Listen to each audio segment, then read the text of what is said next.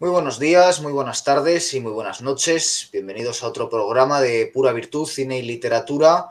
Hoy nos vamos a encontrar de nuevo con uno de los pensadores más importantes que hay ahora mismo en la lengua española, según mi opinión, que es Ernesto Milá. Ya le tuvimos hace unos meses aquí en una de las entrevistas hasta la fecha más celebradas del canal, hablando de otras cuestiones bastante distintas a las que vamos a tocar hoy, y eso habla de uno de los rasgos de Ernesto Milá, que es la variedad de temas que lleva décadas tratando en profundidad. La otra vez hablamos pues quizás de cuestiones más relacionadas con la historia o con la espiritualidad, y hoy, con motivo de un texto que ha aparecido recientemente en su más que recomendable blog, que tanto para cuestiones como la guerra de Ucrania como para cuestiones relacionadas a la historia, con la historia reciente, es una publicación de referencia, se llama Infocrisis con K, y realmente yo lo sigo con bastante asiduidad y lo recomiendo, y voy a dejar el texto del que vamos a hablar hoy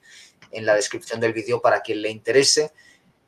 También quiero recomendar antes de empezar la editorial que lleva Ernesto Milá, que se llama Enimbes y que tiene unos libros extraordinarios. Yo he leído varios de ellos y aparte de que están muy bien editados, pues sobre todo la temática y las traducciones que hace son estupendas.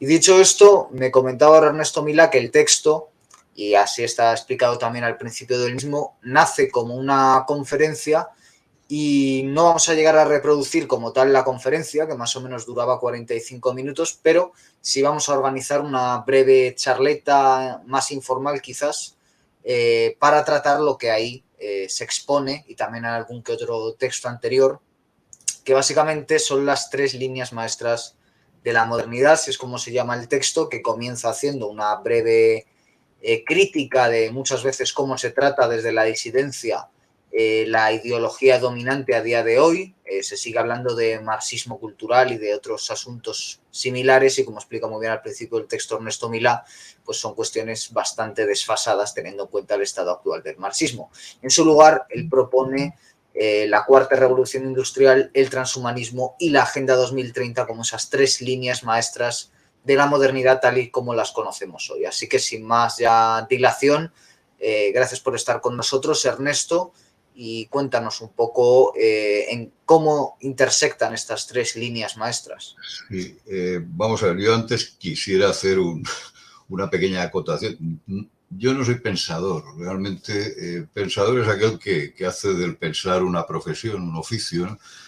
No, yo soy un tipo que nació en el siglo XX, a mediados del siglo XX, en 1952, o sea que acabo de cumplir 70 años, ¿no? He visto cambiar tanto el mundo desde que yo era pequeño, desde mis primeros recuerdos de infancia cuando yo era pequeño, que sé que viva lo que tenga por delante, el mundo ya no va a ser, vamos, pero es que ni la sombra de lo que yo conocí cuando era pequeño, de la misma manera que mis nietos, pues cuando tengan 20 años, vivirán otra realidad, ¿no? Completamente diferente. Y yo lo que sí que me ha preocupado siempre es entender mi tiempo. Cuando yo tenía 16, 18 años, pues era el momento de la revolución, las revoluciones de la nueva izquierda, la Revolución de Mayo, movimiento estudiantil, contestación, contracultura, etcétera. Me preocupó mucho.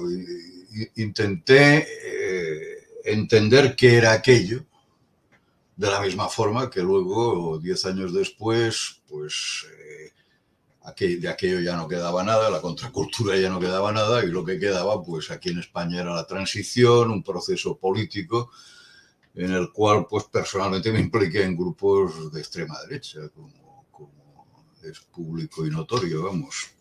Pero eso fue otra experiencia, ¿no? Entender qué era lo que estaba pasando en España y por qué estaba pasando eso y no otra cosa, ¿no? Bueno, llegaron los años 80, cayó el marxismo, que hasta entonces parecía intocable, parecía el no va más del discurso doctrinario con unos niveles de sofisticación extremos a finales de los 60 y principios de los años 70. Y a mí me siguió preocupando qué estaba pasando en el mundo, ¿no? Cuáles eran los nuevos fenómenos que se abrirían después de la caída del muro de Berlín. En aquel momento, con otros amigos, hacíamos una publicación que se llamaba Disidencias e hicimos un esfuerzo para entender ese periodo de la historia, ¿no? Bueno, luego vinieron los ataques a las Torres Gemelas, el tema del terrorismo internacional, las expediciones coloniales de Bush en Irak y en Afganistán, etcétera, etcétera, etcétera, y la globalización, ¿no? Y cuando ya parecía que la globalización era inevitable, de repente estalló todo en 2007. Y a mí me preocupó también en aquel momento porque todo esto se estaba hundiendo y lo seguí. Y hoy, cuando el mundo todavía no se había completamente recuperado de la crisis del 2007-2011, pues tenemos una situación absolutamente nueva generada por las nuevas tecnologías. Bien. Y a mí me preocupa, obviamente, entender este periodo nuevo. Cuando hemos llegado a este periodo, hay que reconocer que los medios de comunicación y las posibilidades que el ciudadano tiene para entender qué está pasando son extremas. Es decir, el hecho de que nosotros mismos estemos ahora mismo hablando sobre estos temas en vivo y en directo y que esto lo podamos ofrecer a otras personas es un gran paso adelante. Y en Internet, en YouTube en concreto, YouTube con clips y con intervenciones, conferencias, etcétera, se encuentra un material precioso para entender nuestro tiempo. Y además en lengua castellana, es decir, para aquellos que no dominen otras lenguas, en lengua castellana, incluso con otro acento, con acentos iberoamericanos, realmente estamos asistiendo a intervenciones geniales, Miklos Lukács, Agustín Laje, otros muchos pensadores, y estos sí que son pensadores porque se dedican a pensar, porque tienen una titulación universitaria en ramas del conocimiento que tienen que ver con la filosofía, cosa que no es mi caso. Por tanto, a ellos vale la pena seguirles. Pero hay algo que realmente no es que nos copiemos unos a otros, es que todos hemos llegado por la observación de lo que nos está, de los cambios que se están produciendo en el mundo en estos momentos, todos hemos llegado a conclusiones muy parecidas, sorprendentemente parecidas. ¿Por qué me interesé por el transhumanismo ahora unos 6-7 años? Por el cine, por algo tan sencillo como es el cine.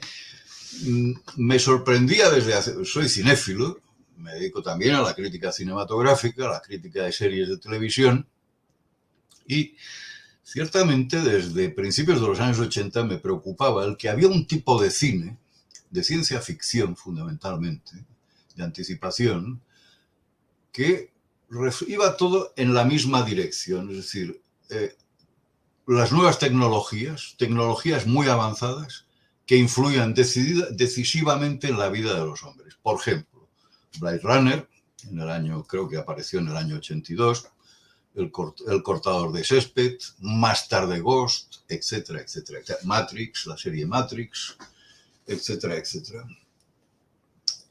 La pregunta era, ¿verdaderamente las nuevas tecnologías pueden influir tanto en nuestra vida cotidiana, en nuestra forma de ser, en la antropología, en la forma de concebir el mundo? Bueno, empiezas a investigar por ahí y antes o después, yo diría que inmediatamente, te topas con un fenómeno que apareció en los años 90, pero poco conocido y prácticamente hasta 6-8 años, pues no alcanzó una dimensión de masas, que es el transhumanismo. El transhumanismo es... hoy es una religión. En Silicon Valley se dice que hay dos religiones que practican la mayor parte de personas vinculadas al mundo de las nuevas tecnologías de la informática. Uno es el ateísmo. El ateísmo no es la no religión, sino el tomarse la negación de la religión como una religión. Es decir, hacer apostolado de la negación de la religión. Y la otra religión es el transhumanismo. Y se entiende perfectamente por qué es una religión que ha seducido a las inteligencias de Silicon Valley. porque simplemente augura un futuro dominado por las nuevas tecnologías. Y un futuro en el que, claro, si está dominado por las nuevas tecnologías, aquellos que sean dueños de las nuevas tecnologías serán los que dictarán las reglas y las normas de la nueva época. ¿De acuerdo? Ya ocurrió antes, cuando con la primera revolución industrial, pues ¿quiénes dictaron las normas? Pues los industriales del tejido, del textil en el Reino Unido. Fueron ellos los que crearon las grandes manufacturas del textil, impusieron unos gobiernos de carácter parlamentario, una economía de tipo liberal.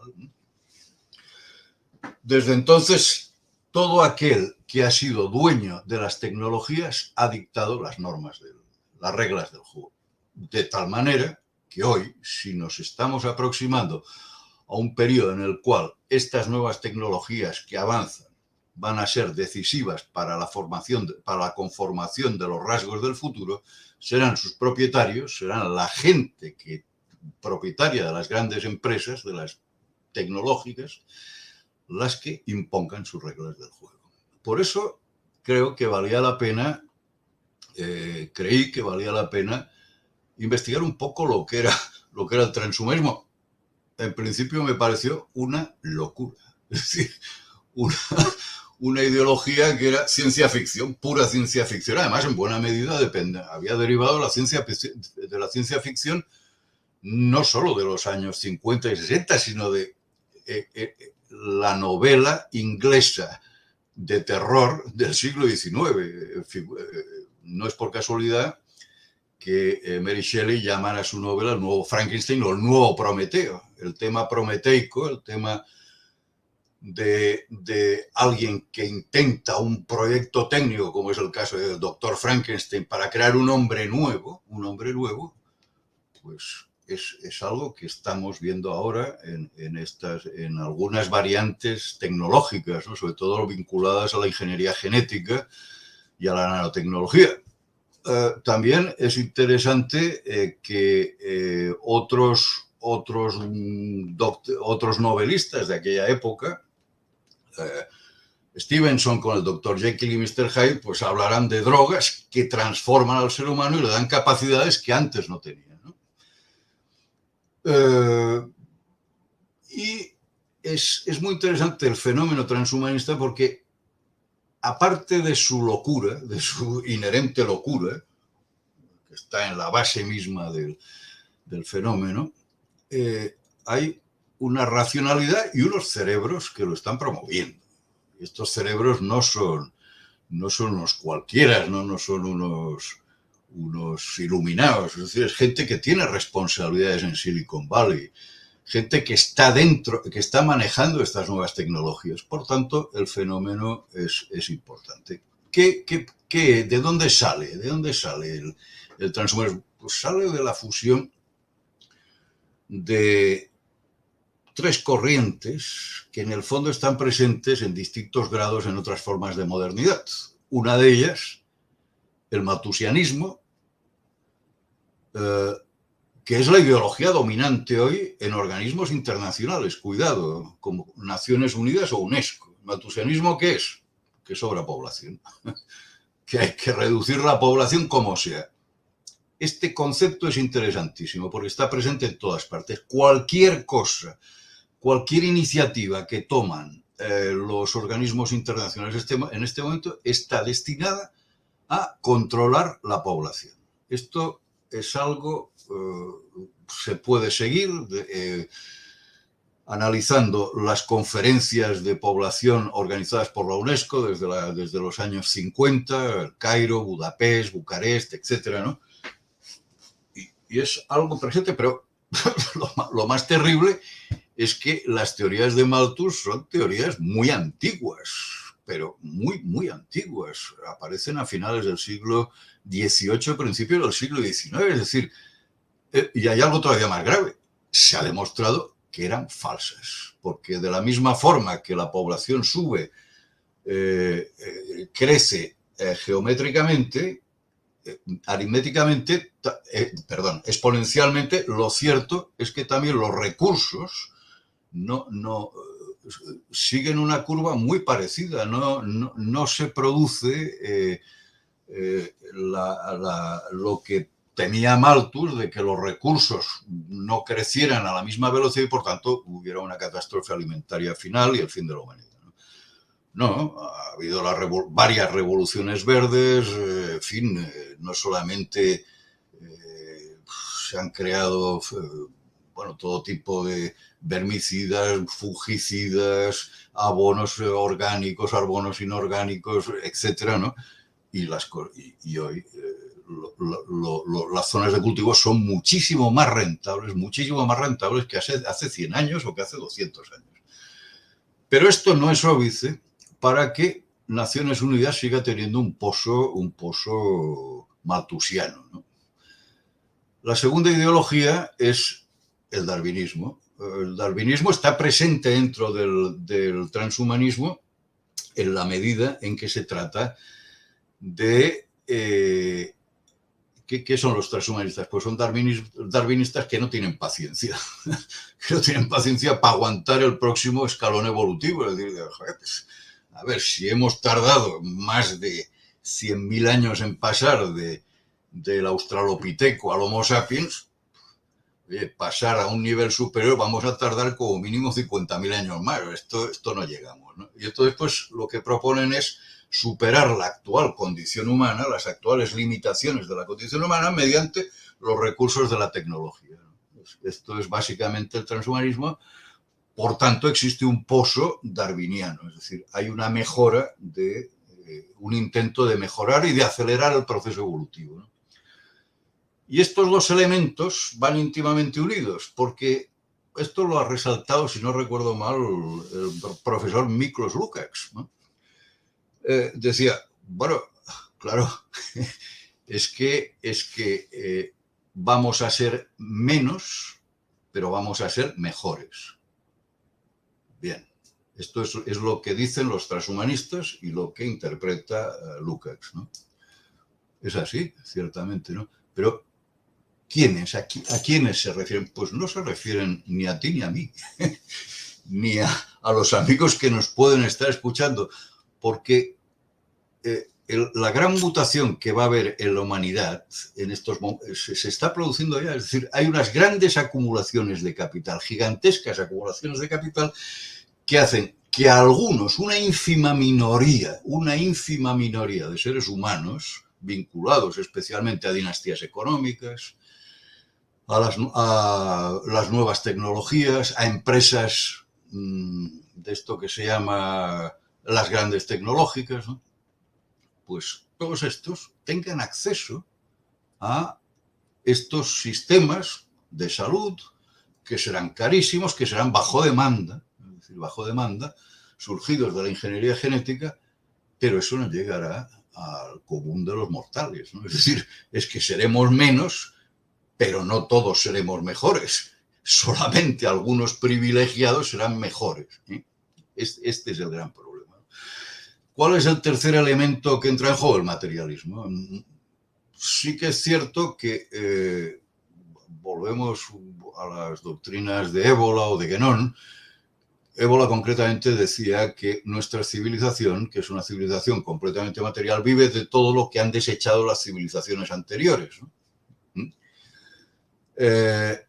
¿Y qué es lo que habían desechado? Pues una concepción exclusivamente materialista del mundo, de la historia y de la vida, ¿no? Pues bien, estos tres elementos son los que están presentes en el transhumanismo. ¿Pero qué ocurre? Que el transhumanismo no llega a todo el mundo. Tal como está formulado, llega a unas minorías intelectuales, llega mediante divulgadores, a bases sociales progresistas, llega a los que viven trabajan en empresas tecnológicas, pero no llega a amplios sectores de la sociedad, especialmente a los que habían obtenido grandes beneficios y grandes réditos en las anteriores revoluciones industriales. Porque esto es importante y no creo creo que soy yo el único que está trabajando este tema. Existía una acumulación de capital procedente de la primera, segunda y tercera revolución industrial, ¿eh? ¿de acuerdo? Pero a partir de los años 90 aparecen lo que se llama empresas disruptivas, es decir, empresas que ya no dependen de bancos, ya no dependen de préstamos, ya no dependen de inversores, sino que WhatsApp, por ejemplo, apenas ha necesitado inversión para crearse. Es decir, no, ¿por qué? Porque tienen unos niveles de capitalización brutales, ¿no? Con muy poco personal. Este es el truco, el secreto. Es decir, el valor añadido de estas empresas es tal que ha generado una acumulación de capital brutal, pero de un nuevo tipo de capital vinculado solo a empresas tecnológicas, mientras que las dinastías económicas, las dinastías bancarias clásicas van por otro lado, de tal manera que puede hablarse del dinero viejo, que dependería de estas dinastías económicas y de estas familias o grupos de inversores que han invertido sobre todo en industria convencional. Y por otra parte está el dinero nuevo vinculado a las Big Tech, a las grandes empresas tecnológicas. Claro, hasta la tercera revolución industrial, el dinero viejo era el que dominaba y el que dictaba las reglas del juego. Pero a partir del inicio de la cuarta revolución industrial, ya no son ellos los que actúan con tanta tranquilidad, sino que se viene encima, sobre todo en estos primeros pasos, porque estamos todavía en los primeros pasos de la cuarta revolución industrial, se les viene encima una acumulación de capital y otro tipo de empresas con otros intereses completamente diferentes a los suyos, que sería el dinero nuevo de las Big Tech. Claro, esto hoy estamos viendo, ¿no? ¿Qué ocurre? Que finalmente se han dado cuenta.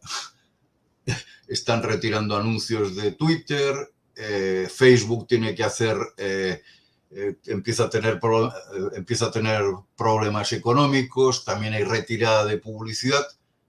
Claro, es que la publicidad de la que viven buena parte de estas empresas, viene de empresas de la tercera revolución industrial. Estamos. Y este es el problema que se está solventando estos días, en estos momentos, con todas estas noticias que estamos leyendo sobre Elon Musk, sobre Twitter, sobre Facebook, etc. Y esto se ampliará a otras tecnológicas, ¿no? Bien, pero claro, aquí el gran problema, el problema fundamental, es que el discurso transhumanista es un discurso que no llegaba a la totalidad de la población y no llegaba sobre todo a los centros de decisión capitalistas, del viejo capitalismo, del dinero viejo. Y entonces aparece un personaje, Helmut Schwab, alemán, afincado en Suiza, presidente del Foro Económico Mundial, también llamado Conferencias de Davos, un hombre que es influyente desde los años 70, se ha movido en la Comisión Trilateral, se ha movido en el Club Bilderberg, se ha movido en los centros mundiales de poder. Es una opinión respetada en los centros mundiales de poder. Y este hombre ha realizado una formulación de los principios transhumanistas con dos salvedades. La primera de todo, ¿adaptada a quién? Adaptada a sus amigos. ¿Quiénes son sus amigos? El Foro Económico Mundial, el dinero viejo. Segunda salvedad, una visión optimista. Así como la visión transhumanista, hay un momento que da miedo. Dice, hombre, ¿cómo que voy a poder conectar mi cerebro con un ordenador y nos vamos a convertir en cyborgs y al final cuando el periodo transhumanista se convierta en posthumanista, solo seremos una especie de impulsos electrónicos en la nube y de ahí nacerá una conciencia universal? Dices, bueno, oye, esto me da vértigo, me da vaídos, ¿no? Me da miedo, ¿no? En cambio, lo que hace Schwab es tranquilizar. Es una opinión tranquilizadora que dice, bueno, las nuevas tecnologías vienen para quedarse, van a transformar el mundo, pero nada, van a transformar positivamente. Hombre, claro que habrá algún desfase, pero será superado. Es decir, se perderán puestos de trabajo, pero aumentarán en las empresas tecnológicas. Dices, te estás equivocando o estás engañando, muchacho. ¿Por qué? Porque sí que es verdad que la robótica, cuando irrumpa completamente, y está al caer, va a ser entre 2025 y 2035, va a ser la gran época de la robótica. Se van a perder 300 millones de puestos de trabajo en todo el mundo de taxistas. O sea, la gente que hoy dice, voy a trabajar en Uber, en BlaBlaCar, en Cabify, etc. Sí, ¿no? Está muy bien. Pero, cuidado, esto no va a durar más de 5 años, porque dentro de 5 años empezará a haber estas mismas empresas tecnológicas contratarán a coches autónomos, coches guiados por GPS que no necesitarán conductores. ¿Cuántos millones de puestos de trabajo se perderán de transportistas, servicios de mensajería, etcétera? ¿Cuántos reponedores de súper, camareros de bares se perderán? ¿Cuántos miles de millones se perderán? Y Schwab nos sugiere que las nuevas tecnologías que requieren únicamente técnicos y científicos van a crear puestos de trabajo suficientes para absorber miles de millones de puestos de trabajo que se perderán. No me lo creo. Schwab tampoco se lo cree en el fondo y propone algo que es interesante, que es el salario social. Claro, como la gente no tendrá trabajo, habrá que pagar un salario social. Está bien, pero claro, ¿qué alternativa se da a alguien que tiene 24 horas del día para no trabajar? ¿Y por qué no? Porque no puede trabajar, porque no hay empleo, no habrá empleos. Entertainment, ocio y sobre todo la propuesta de Zuckerberg, el metaverso. Es decir, si el mundo real no te convence, no te preocupes. Tienes un salario social que te garantiza que podrás pagar la pizza, la conexión a internet y en última instancia el porrito y vivirás feliz en el metaverso. Punto. Este es la alternativa a Zuckerberg, ¿no? Pero claro, hay otro elemento interesante aquí. ¿Por qué esta insistencia de los organismos internacionales en rebajar la población? Obviamente, porque contra menos población haya, menos salario social habrá que pagar. Es así de sencillo, ¿no? Schwab escribió sus tesis en un libro que se llama La Cuarta Revolución Industrial, cuya edición española está prorrogada por Ana Botín. Es muy interesante el libro, vale la pena leerlo, ¿no? Sobre todo las primeras partes y también la introducción de Ana Botín, que por la redacción parece un poco escéptica ante lo que le han pedido que prorrogue, pero claro, es que Helmut Klaus Schwab pues es un personaje, no se podía negar a hacerle un feo al presidente del Foro Económico Mundial.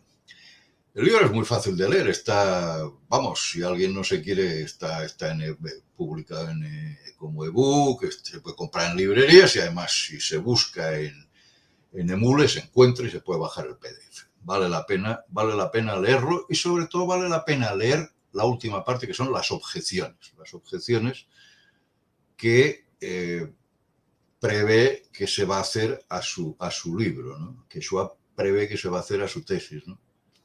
Y estas objeciones en el fondo no son las que una persona razonable haría, son las que él mismo se hace a sí mismo para terminar de tranquilizar a la opinión pública. Pero él lo que está marcando es el desarrollo de los próximos años para las élites tecnológicas, para las élites económicas. Y lo que viene a decir es, mire, en el futuro lo que vamos a tener que hacer los grandes empresarios y los estados es colaborar. y así podremos afrontar el shock del futuro, ¿de acuerdo? Y esto lo dice de muchas maneras distintas, insiste a lo largo de todo el libro. ¿Es algo nuevo? No, porque es lo que ha dicho siempre el liberalismo, el neoliberalismo, más mercado, menos Estado. Y es lo que siempre han creído las élites económicas, marcar ellos las reglas del juego. Y tienen prisa. Tienen prisa ¿por qué? Porque hay una competencia entre el dinero viejo y el dinero nuevo, por una parte. Pero por otra parte, hay otro problema. El problema siguiente es que actualmente se está aplicando una serie de paquetes de medidas. Los gobiernos nacionales están aplicando una serie de paquetes de medidas que no han sido elegidos por ellos mismos, sino que les han venido dados, caídos, ¡pum!, de organismos internacionales. Por ejemplo, la Agenda 2030. Todo el tema del cambio climático. Toda la legislación sobre el aborto, toda la legislación sobre la eutanasia, toda la legislación LGTBI, eso que se llama agendas. Eso que se llama agendas, ¿no? Estas agendas no proceden en absoluto de los estados, de los gobiernos, ¿no? Les han venido dadas de Naciones Unidas, de la UNESCO, etc. Esto nos aproxima a la tercera parte a la tercera línea de la modernidad, que es la Agenda 2030.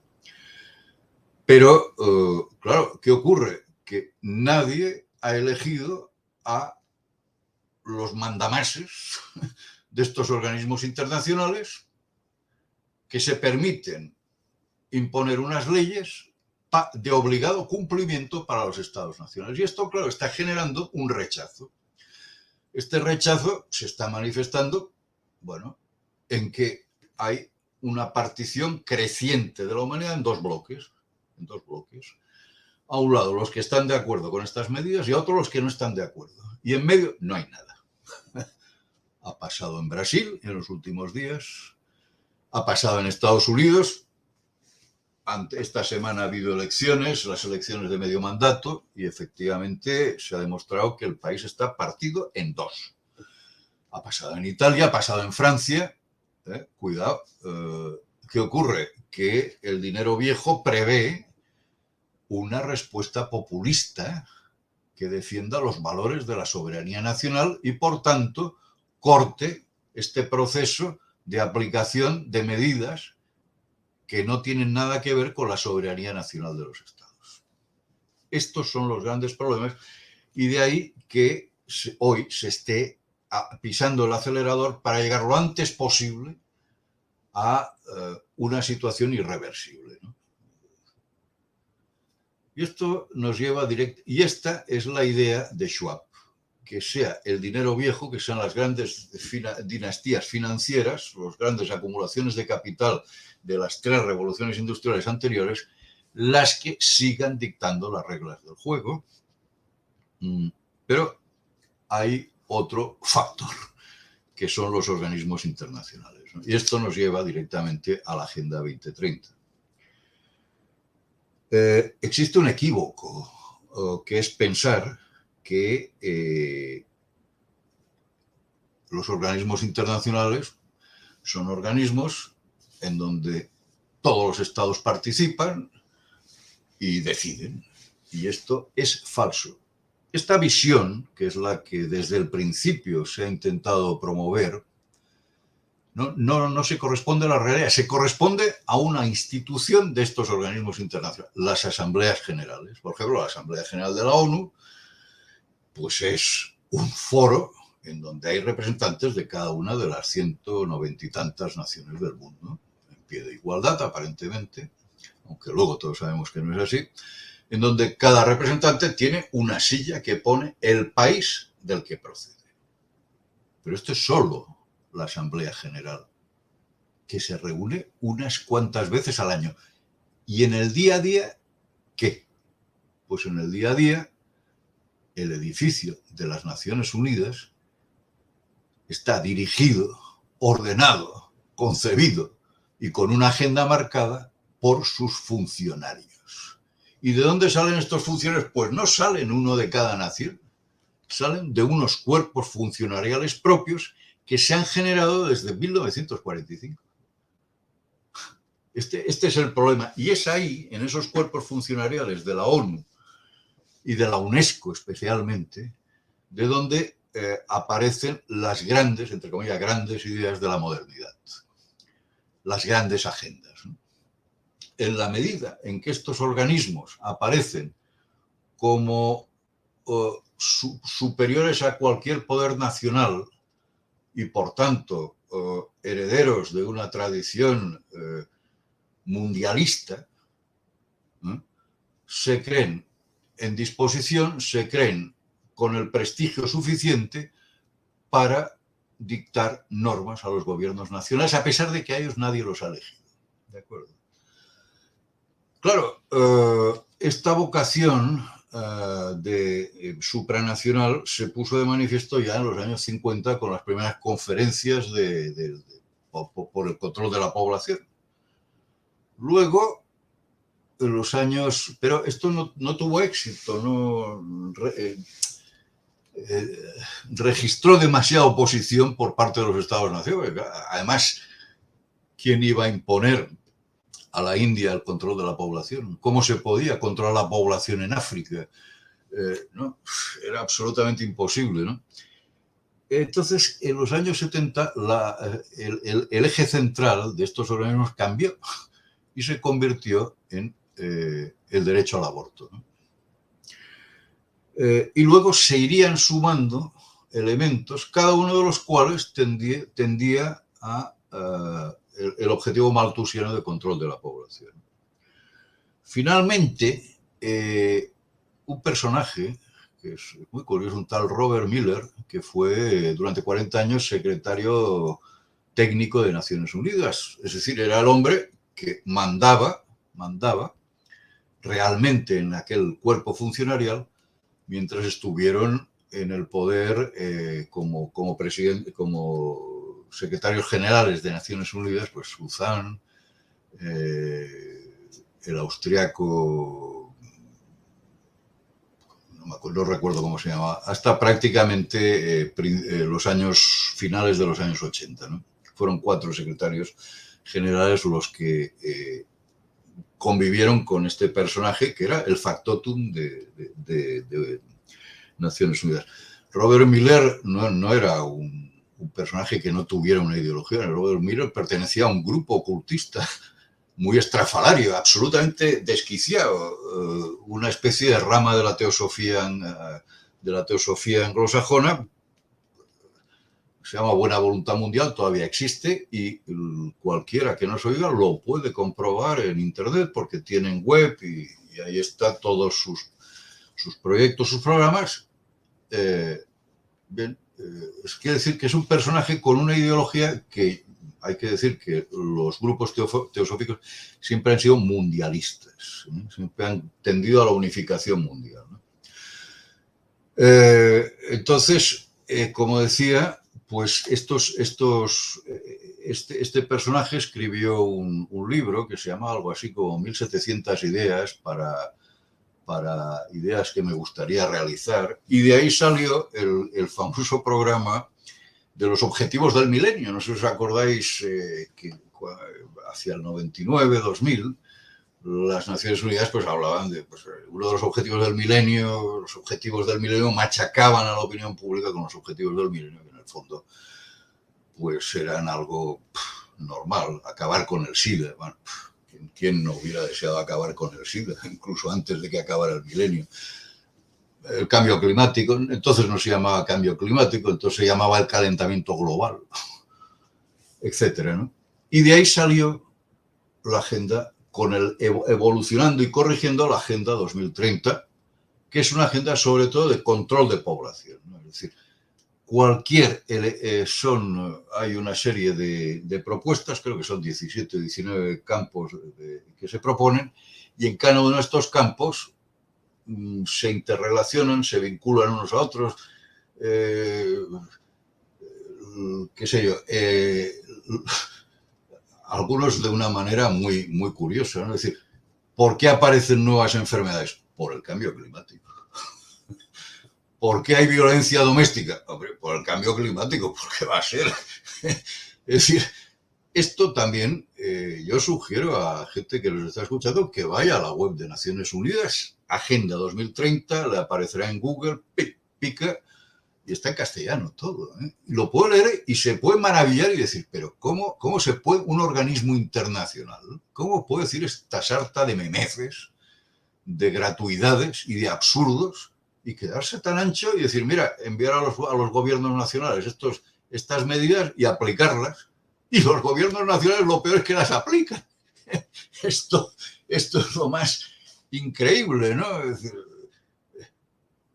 ¿a qué se deben las migraciones? Hombre, al cambio climático. ¿A qué se va a deber? Bueno, es una locura de principio a fin. Pero ahí lo tenemos. Ahí lo tenemos. Y estas tres líneas, transhumanismo dedicado a élites intelectuales y a lectores de revistas de divulgación científica, por un lado.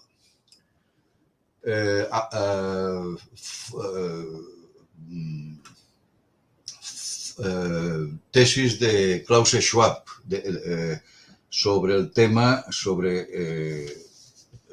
del gran reseteo, en fin, todas estas historias, la cuarta revolución industrial, dedicado a gestores del dinero viejo y sobre todo a tranquilizar los ánimos.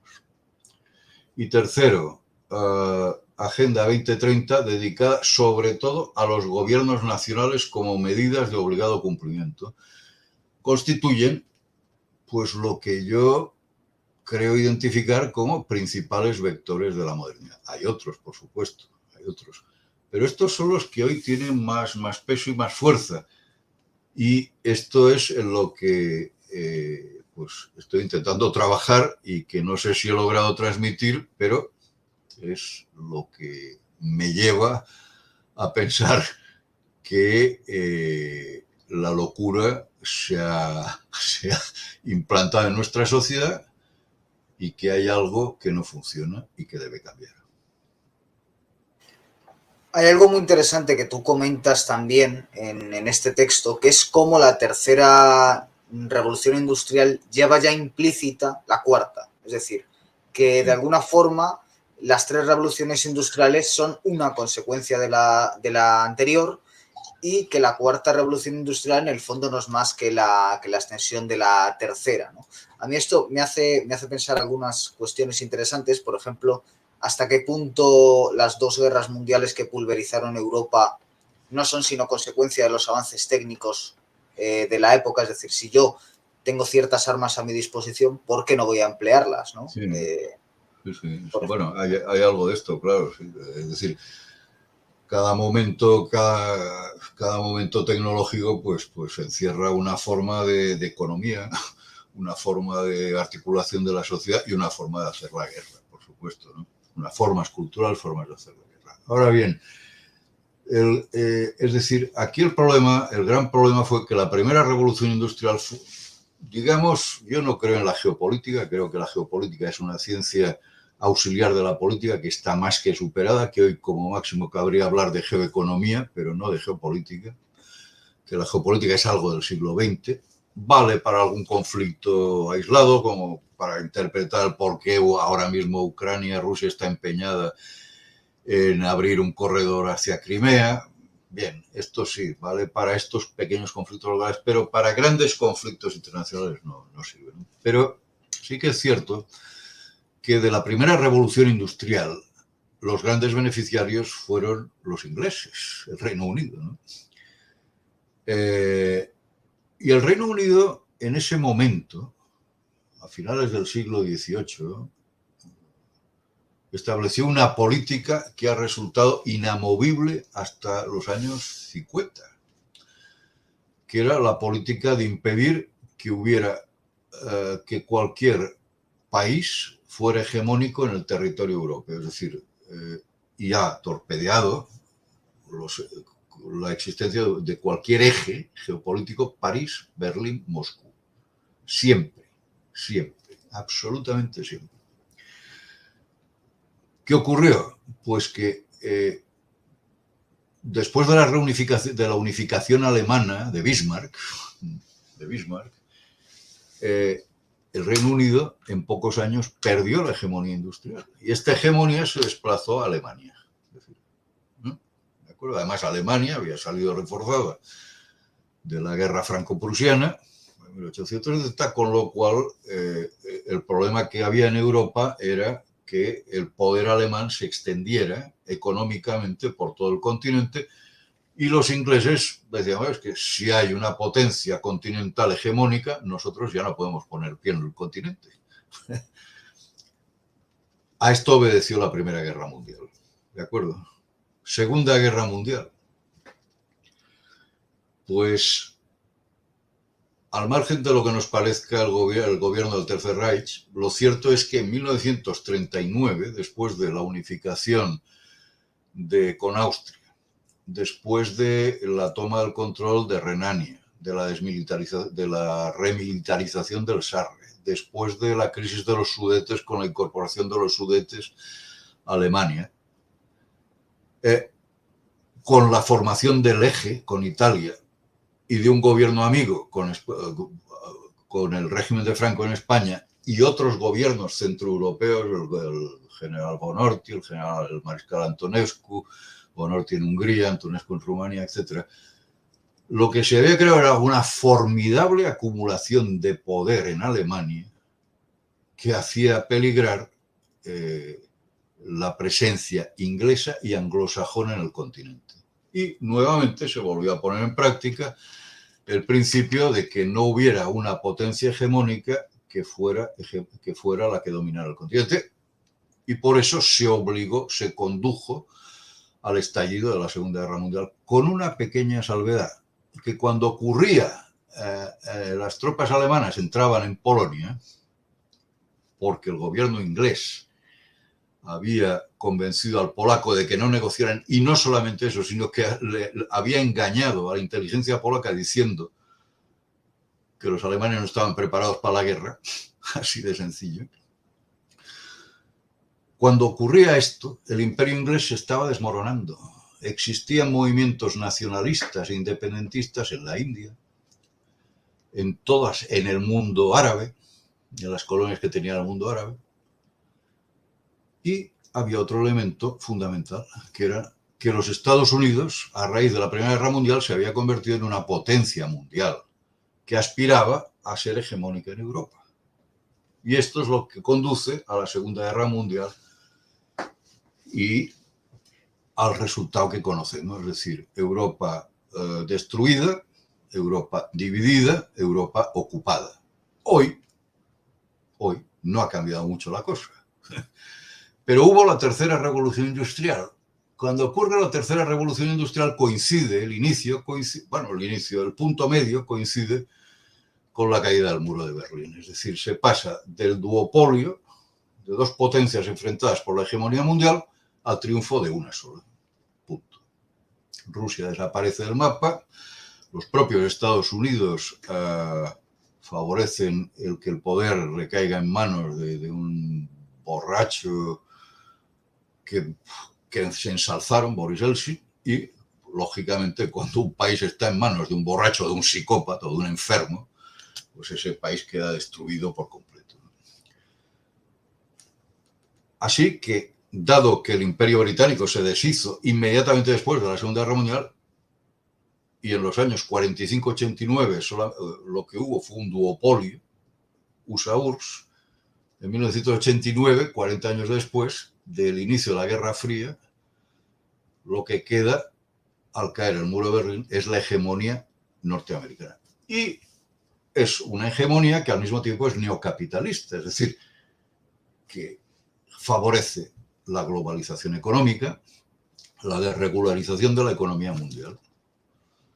Y esto, dicen, bueno, yo creo que la desregularización no va muy bien porque mueren las economías nacionales, se trasladan las empresas a otros horizontes geográficos, por tanto, esto no va bien. Aquí lo que vamos a tener en Europa, en Occidente, en los países desarrollados, es paro. Paro y, sobre todo, vamos a depender del exterior. ¿Y qué pasa si un día, por lo que sea, porque las relaciones internacionales se entorpecen o porque hay epidemias y se interrumpe el flujo de mercancías, ¿qué pasa con Europa? Pues pasa que nos morimos de hambre, así de sencillo. Y esto fue lo que pasó en la crisis económica de 2007-2011, ¿no? Que se sintió especialmente en Europa y en Estados Unidos. Pero la industria ya no estaba. Lo que estábamos era en un proceso en el que la globalización a la americana había fracasado. Era una globalización imposible. La idea de la cuarta revolución industrial y del transhumanismo, claro, y de Schwab, por supuesto, es que el mercado global siga existiendo y que todo el mundo sea un gigantesco teatro de arreglos entre la ley de la oferta y la demanda, ¿no? Esta es la visión. Pero la realidad va por otra parte. Y ahora lo estamos comprobando. Hay una guerra en Ucrania y esta guerra ha partido en dos la globalización. ¿Y de qué manera? ¿De qué manera? Porque por un lado, las tecnológicas, los gobiernos occidentales, se han opuesto a Rusia. Pero no se han opuesto solo a Rusia, se han opuesto a Rusia, a China, a India. Es decir, se han opuesto a países que engloban la mayor parte de población mundial. Es decir, hombre, es que Andorra no está. Bueno, pero Andorra, ahí viven 80.000 personas, esto no tiene interés. Lo esencial es que la radiotelevisión rusa ya no emite en Occidente, pero sigue emitiendo en el resto del mundo. Lo esencial es que Occidente ya no compra petróleo ruso ni gas ruso. No pasa nada. Rusia lo sigue vendiendo a un mercado excepcionalmente amplio. Además, no hay que olvidar los países árabes que tienen cuentas pendientes con Occidente por el colonialismo. Las grandes empresas, grandes multinacionales se han ido de Rusia. McDonald's se ha ido de Rusia. Deben estar los rusos viviendo una primavera alimentaria o nutricional, ¿no? Pero, bueno, Zara se ha ido de Rusia, ¿no? Entonces, ¿qué ocurre? Que ya no hay un mundo, hay dos. Es decir, las noticias que cada día publican los medios de comunicación no es hacia una mayor globalización, sino a la ruptura de la globalización. Estamos. Y esto es muy importante, porque no se trata, es que yo estoy a favor de Putin o estoy en contra de Putin. No. Hay que ver cuáles son las consecuencias de un conflicto. Y las consecuencias de este conflicto, que es la primera gran guerra de la cuarta revolución industrial, fijaos la importancia de los drones, la importancia de los satélites de comunicación. Ya no es una guerra de posiciones. ¿Qué más da si Rusia abandona Jersón o... Lo que abandona es un país deshecho, lo que abandona son frentes deshechos. Lo que ha hecho Rusia desde el primer momento de la guerra ha sido destruir infraestructuras. Como la guerra dure un año más, Ucrania entra en la Edad Media de nuevo. Es decir, es así de sencillo. Por eso digo que el mundo actualmente está viviendo una mutación que no podemos decir claramente hacia dónde va. Sabemos que hay tendencias en Occidente, pero es que en la otra parte del mundo no quieren saber nada de transhumanismo, no desconfían absolutamente del Foro Económico Mundial, no aplican, porque les tiene absolutamente sin cuidado, las recomendaciones de Naciones Unidas y de la UNESCO, y todo esto genera una situación muy peligrosa, ¿no? Realmente inestable, que no se puede decir muy bien hacia dónde va a evolucionar. Pero lo que sí está claro es que todos los que hemos analizado este tema estamos de acuerdo en que las nuevas tecnologías han llegado para quedarse, que esto no va a haber marcha atrás, no vamos a renunciar a la ingeniería genética, no se puede renunciar a la ingeniería genética, no se puede renunciar a la nanotecnología, no se puede renunciar a la robótica, no se puede renunciar a la inteligencia artificial. O sea que en el futuro vamos a tener que convivir con estas realidades tecnológicas. Ahora, habrá que fijar reglas y normas, digo yo. ¿Quién las va a fijar? Pues hay dos posibilidades, o que nos las impongan de fuera, o que sean los estados nacionales, o sea, la población organizada en estados nacionales, que actualmente son todavía una realidad, con unos arsenales legislativos, con instituciones, con autodefensas, ejército, policía, magistratura, legislación, etcétera, etcétera, los que podemos aplicar o no aquellas normas que nos vengan, que convengan a la población, ¿no? No lo que nos venga impuesto, sino lo que convenga a la población. Y este sería el panorama por el que yo ficharía. Pero, claro, no voy a negar que el futuro se ve más negro que el sobaco de un grillo.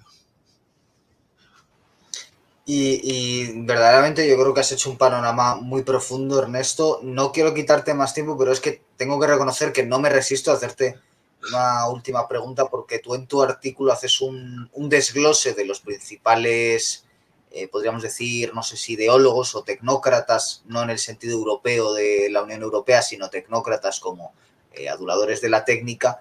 Y hay dos sobre los que quisiera preguntarte un poco. Uno de ellos ya ha salido en la conversación y por lo tanto casi no merece la pena tocarlo más, que es Klaus Schwab, pero que habla, y también lo mencionas tú, de las tecnologías convergentes. Entonces quisiera que nos hablaras un poco de qué son las tecnologías convergentes. Y luego el otro, que es Ray Kurzweil, al que ya le habías mencionado previamente, ya lo habías mencionado previamente en otro artículo, hablando de él como quizás el más vanguardista, podríamos decir, de todos los ingenieros sociales tecnócratas, porque prácticamente plantea, con su concepto de singularidad, plantea una teodicea, podríamos decir, transhumana, una especie de religión casi en el que, bueno, pues hay una superación antropológica de lo que es el hombre, ¿no? Es decir, bueno, que al final si el proyecto de la modernidad es el proyecto de crear un hombre nuevo, Kurzweil ve la posibilidad de generar este hombre nuevo en contacto con la tecnología, almacenando nuestro cerebro en la nube y pudiendo incluso llegar a resucitar a los muertos, que es ese viejo proyecto de los cosmistas rusos. Y eso por un lado. Bueno, son muchas cosas. Sí. Pero que tampoco me resisto a preguntarte por otro tema que has sacado en varios artículos y que vuelve a aparecer aquí, que es Julian Huxley. Has mencionado en varias ocasiones la UNESCO, y Pierre Teilhard de Chardin. Julian Huxley, nieto de Thomas Huxley, hermano de Aldous Huxley, es el primer presidente de la UNESCO y es un fuerte partidario. Su abuelo, Thomas Huxley, era un compañero de generación de Darwin y de Malthus. Estaban las mismas cuestiones y Julian Huxley es seguramente, pues igual que Robert Mueller, es el equivalente en la UNESCO y es también un principal estudioso de la demografía que estaba a favor de reducir la población mundial y tenía esa admiración, levantó esa admiración en Pierre Teilhard de Chardin, que es un jesuita. A día de hoy tenemos un papa jesuita que está a favor de todas las locuras del nuevo orden mundial.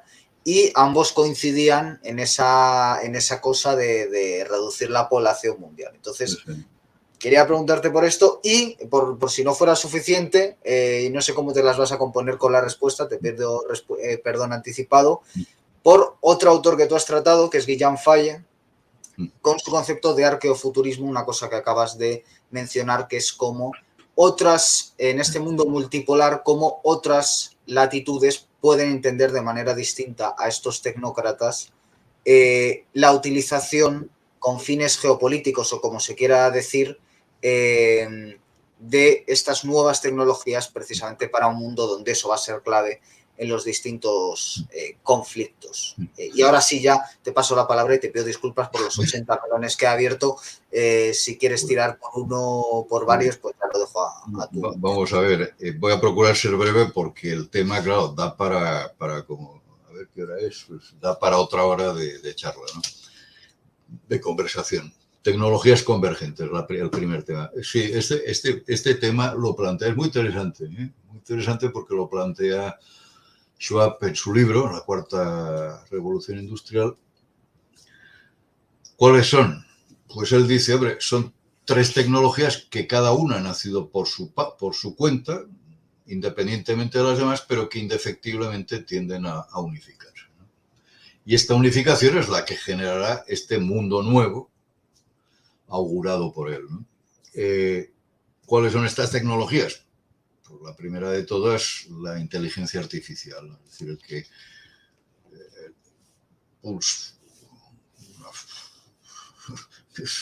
¿cómo lo podría definir? Pues la toma de decisiones sin intervención humana. Eso es la inteligencia artificial. Eso es a lo que tiende, ¿no? Racionalización de los procesos, pero no a partir de decisiones humanas o de intuiciones humanas o de conclusiones realizadas por humanos, sino por máquinas.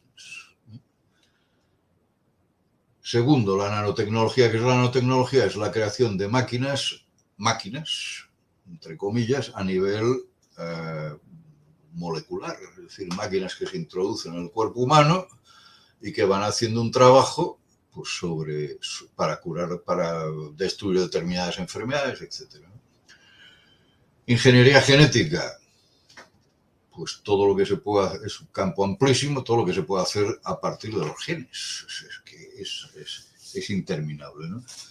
Entonces, claro, la tesis de Schwab es que todo esto terminará convergiendo y generará un salto cualitativo de lo humano a lo posthumano. Podremos tener hijos bajo demanda. Yo quiero un hijo, pues, que sea mujer, pelo castaño tirando a rojizo, estatura 1,80, inteligencia medianamente dotada, tirando alta, color de piel blanco, tipo estupendo, etc. Pues se modifica este gen, se modifica el otro, pues, cortar y pegar, así de sencillo, cortar y pegar, vamos, así de sencillo. No es así, no es sencillo, pero es así. ¿Listos? Pues yo quiero un hijo que tenga 3 orejas. ¿Por qué? Pues porque llamará la atención y será un crack en el mundo del espectáculo. No se preocupe, al momento. Esto ironizo, claro, pero esto sí que es cierto que la inteligencia artificial tomando decisiones, interviniendo en programas de nanotecnología y de ingeniería genética, sí que puede llegar a conclusiones indeseables, ¿no? Cuidado. Pero el concepto es este. Schwab, cuando lo plantea en su libro, tranquiliza a la población. Dice, no, pero esto todo es para mejor. Todo es para mejor. Que nadie se llame a engaño. Segunda cuestión. Raymond Kurzweil. Él se las da de futurólogo y de profeta. Y claro, es decir, si tú haces muchas profecías, algunas ciertas. Estamos siempre, desde los años 90, Kurzweil pues ha hecho muchas profecías. Kurzweil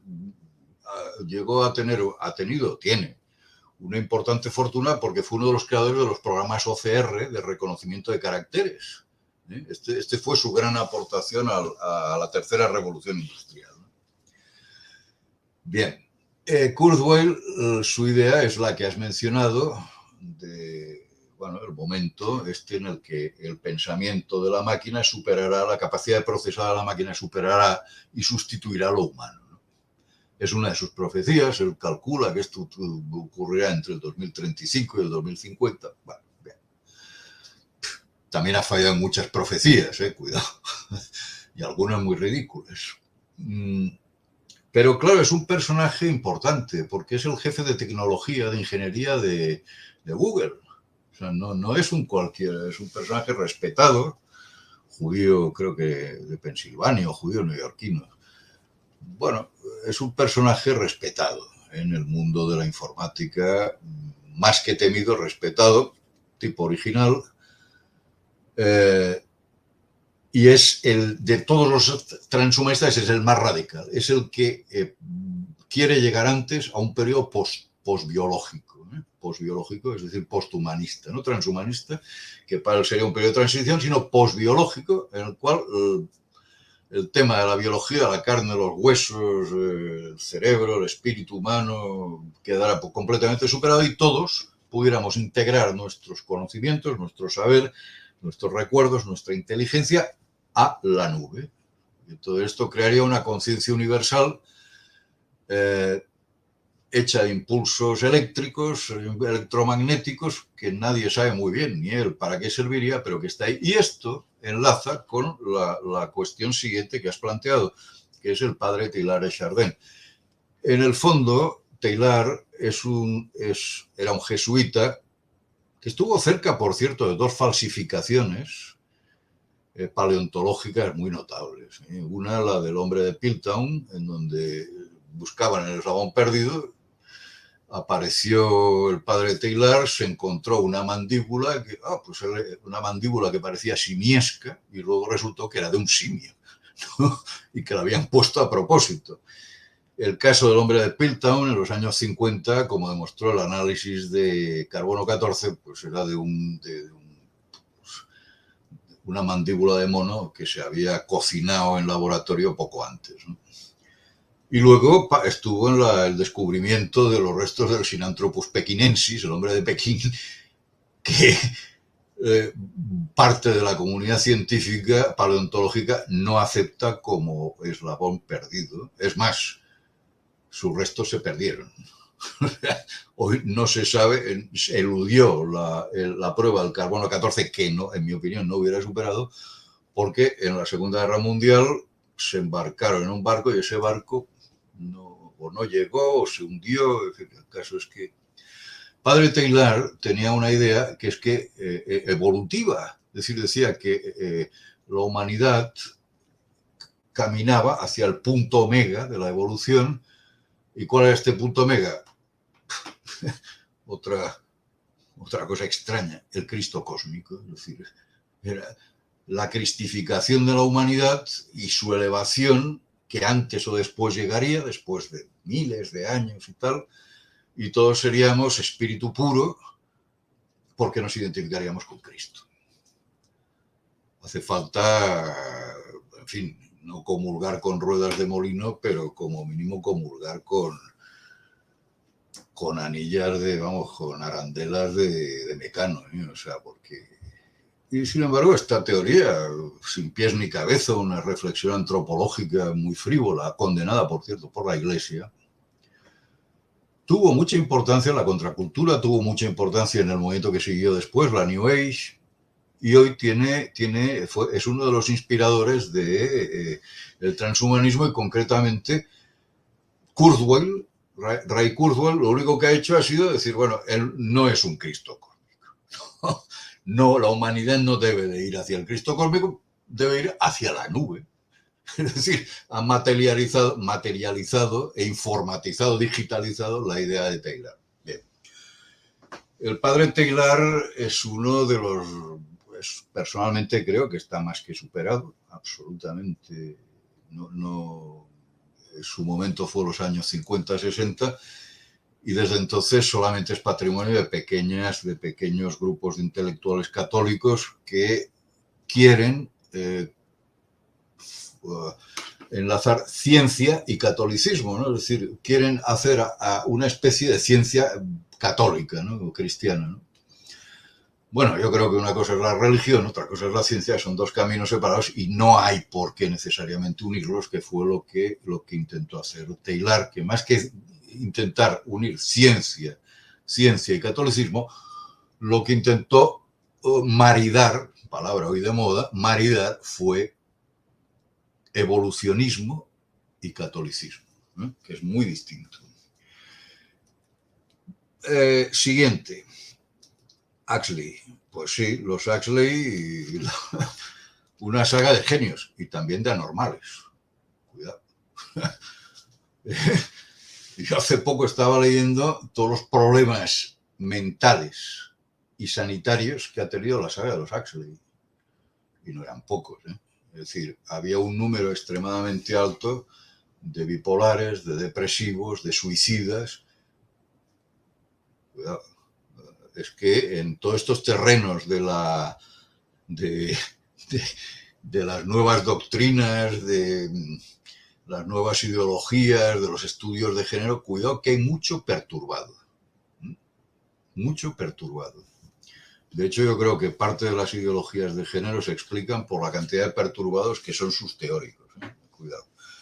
Pero en el caso de Huxley, pues él pertenecía a un círculo, extraño círculo, los Huxley, pertenecían a un extraño círculo que se fundó en la Inglaterra previctoriana desde principios del siglo XIX, ¿no? Estaba el abuelo de Darwin, que fue realmente el que inspiró a su nieto en la teoría de la evolución. O sea, que es decir, que esa idea, Darwin lo que hizo fue tratar de demostrar la teoría del abuelito. Punto. Estaban los Galton, el papá Galton era le llamaban, él mismo se gustaba llamar el bulldog de Darwin, ¿no? Porque era el que con más ímpetu atacaba a los que cuestionaban la teoría de la evolución, ¿no? Los Galton se destacaron sobre todo en la creación de una ciencia nueva que era la eugenesia, que es uno de los elementos que están presentes también en el transhumanismo, ¿no? ¿Qué se entiende por eugenesia? Mejora del patrimonio genético, ¿de acuerdo? Es decir, mejora de nuestras capacidades. De hecho, el transhumanismo lo que intenta es mejorar todo esto, ¿no? Es decir, que vivamos más, que seamos más inteligentes, que tengamos más fuerza, más vigor, más energía, etc., ¿no? Los Galton, los Darwin, los Huxley eran familias de genios que además solamente querían unirse entre ellos. De hecho, hay unos entrecruzamientos hasta prácticamente el primer tercio del siglo XX, hay unos entrecruzamientos continuos, porque uno de los principios de la eugenesia inglesa, cuidado, de la eugenesia inglesa, la eugenesia germana va por otro camino, va simplemente por mejores condiciones de vida sana, vida natural, ejercicio, deporte, etc. La eugenesia inglesa es una mejora, pero de determinados sectores de la sociedad, que son los sectores influyentes. En la sociedad inglesa había dos tipos de sectores. Los sectores influyentes por su inteligencia, por su cerebro, por sus creaciones intelectuales, y los sectores que tenían dinero. Entonces, ellos lo que querían hacer era una simbiosis entre ambos. Obviamente, el círculo darwiniano, galtoniano, eugenésico, lo que quería era ellos marcar las reglas, que los demás siguieran, pero para élites, cuidado, para élites. De hecho, el racismo aparece en el Reino Unido para justificar el colonialismo. Es decir, ¿por qué somos los más grandes los ingleses? Pues porque hemos colonizado a pueblos inferiores, punto. Y Huxley, los dos hermanos, Julian y Aldous, pues son personajes culturalmente muy brillantes en la primera mitad del siglo XX, ¿no? Muy brillantes porque Aldous destaca sobre todo por sus novelas, una de ellas, Un mundo feliz. Yo he releído hace poco Un mundo feliz y hay algo que no logro, que me preocupa, ¿no? Es decir, ¿qué se propone Huxley con esta novela? Se propone advertir sobre cómo puede ser un mundo tecnológico llevado al extremo, o simplemente está marcando una hoja de ruta. Cuidado. No lo tengo claro, ni sé de nadie que haya podido pronunciarse en un sentido o en otro. Tiene estudios sobre las drogas, algunos son más interesantes que otros, las puertas de la percepción, tiende a explicar las visiones mediante alteraciones en la química del cerebro, etc. Bien, un personaje interesante desde el punto de vista cultural. Su hermano Huxley, en cambio, Julian, en cambio, no destaca tanto por sus intervenciones culturales como por el hecho de que un buen día lo eligen como secretario general de la UNESCO. Y es a partir de ese momento en donde se ve con un poder que antes no tenía nadie. Un poder cultural que antes no tenía nadie. porque es el mandamás de una organización internacional que marca la pauta en los terrenos culturales a todo el mundo. Y él lleva a esta organización los ideales de este círculo que se había creado a mediados del siglo XIX. Control de la población, malthusianismo, darwinismo, materialismo, por supuesto, y finalmente mejora de las condiciones de medidas eugenésicas, ¿no? ¿Qué ocurre? Pues hombre, ocurre algo tan sencillo como que se agota su ciclo vital y es sustituido por otros personajes. Ian McBride. ¿Qué hace Ian McBride? Pues coge la herencia de Huxley, que ha tomado de Huxley, de Julian Huxley en la UNESCO, y la completa diciendo, bueno, pero para llevar a la práctica estos programas necesitamos un partido propio. ¿Cuál es ese partido? Las ONGs.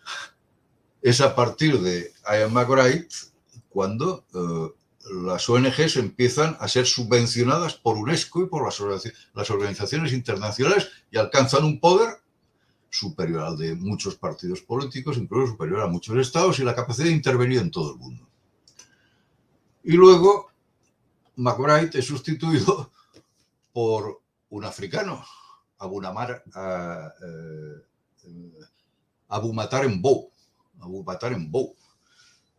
que como buen africano, ¿qué interés tiene? La desaparición del racismo.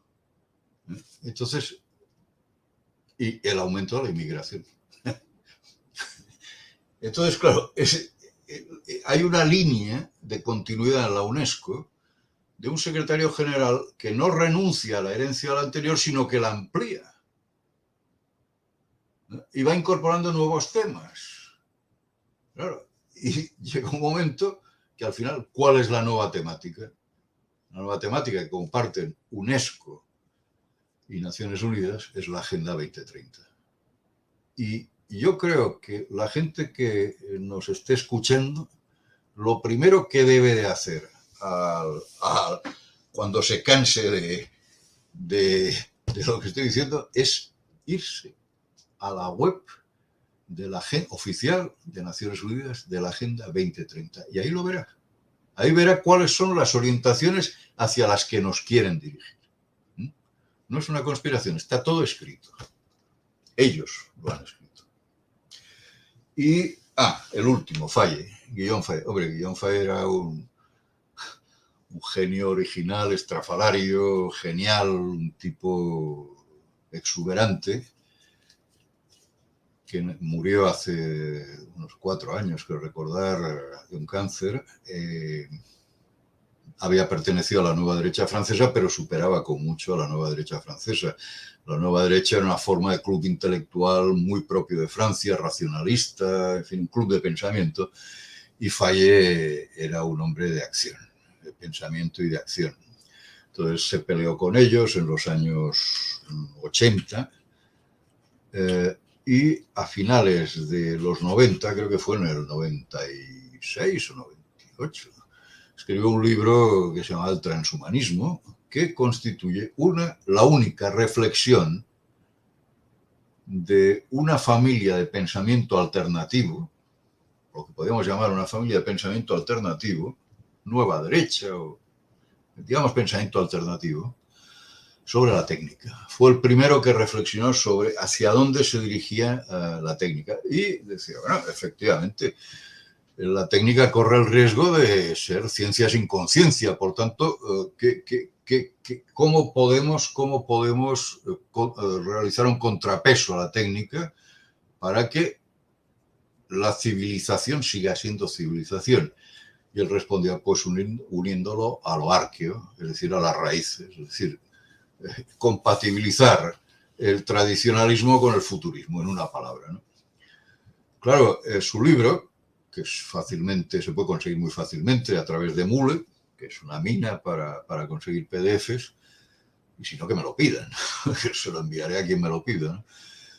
Pues es un libro cautivador, porque tiene unas anticipaciones geniales, ¿no? Ahora, ¿qué ocurre? Que estamos en el año 2022, han pasado casi un cuarto de siglo desde este libro. Entonces, lo que era tan original, tan aplicable en aquella época, ya no lo es tanto, ¿no? Porque, por ejemplo, Faye no toca un tema que hoy es un tema que es para mí central, que es la bioética. Es decir, Faye era muy optimista ante la ética, decía, bueno, aquí todo vale, ¿no? ¿De acuerdo? Luego, la evolución de la ciencia no va en el camino que preveía Faye, sino en un camino completamente diferente, que es el que marca el Foro Económico Mundial, Schwab, los transhumanistas, etc. Pero con todo, además hay otro problema. Faye murió hace 4 años, pero no volvió a hablar de la técnica. ¿Por qué no volvió a hablar de la técnica? Por una sencilla razón. Porque a partir de la intifada que hubo en Francia en el 2003, en donde los sectores de la inmigración no integrada e inintegrable pues estuvieron mes y medio incendiando vehículos cada noche o protagonizando disturbios, pues Faye juzgó que ya no se trataba de hacer más florituras intelectuales. ¿Por qué? Y él mismo responde, no soy yo quien responde, es él quien responde. Es que los bárbaros ya están dentro, ya han entrado en la fortaleza. Ahora hay que prepararse para la defensa y para atacar. En otras palabras, Faye consideraba que la inmigración masiva iba a pervertir las bases identitarias, incluso a desfigurar las sociedades europeas, y por tanto había que dedicarse a denunciar este fenómeno, a contrapesarlo. Y lamentablemente por eso interrumpió su reflexión sobre la técnica, pero es una reflexión que vale la pena leer y considerar. Y creo que con esto pues ya más o menos he contestado a tu batería de cuestiones. Bueno, Ernesto Pilar, ha sido un gustazo escucharte, la verdad. Gracias por responder a todo, además de una manera tan sobresaliente y en tan poco tiempo, especialmente teniendo en cuenta que todos estos asuntos los has tratado de una forma muy extensa en tu blog Infocrisis, e incluso has editado libros de Guillaume Faye. Yo los que tengo están editados por tu editorial magníficamente. Así que, bueno, en fin, que ha sido un gusto tenerte con nosotros. Te he quitado media hora más de lo que habíamos hablado y espero que haya merecido la pena para nuestros espectadores, a los que invito, ya digo, a que vayan a tu blog, a que lean tus libros y a que sigan tu actividad, porque efectivamente eres un hombre de acción. Ahí están tus ultramemorias para probarlo, ¿no?